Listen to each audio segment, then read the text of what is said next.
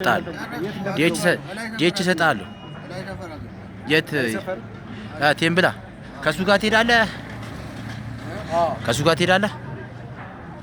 ሀሳብ ምንድን ነው? አንተ ሀሳብ ምንድን ነው? የት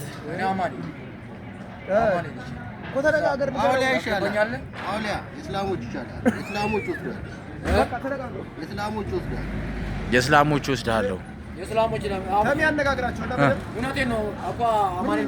የት ይሻላል? አንተ የት ነው የምትለው? አንተ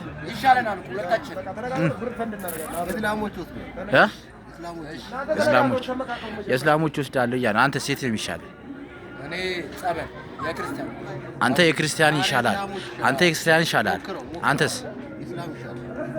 አያ ሀሳቡን እየሰማሁ ነው። አንተ የት ነው ይዘው?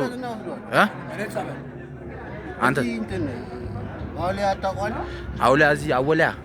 እሺ እሺ። አንተ ደግሞ የት ነው የምትለው? ገብሬ።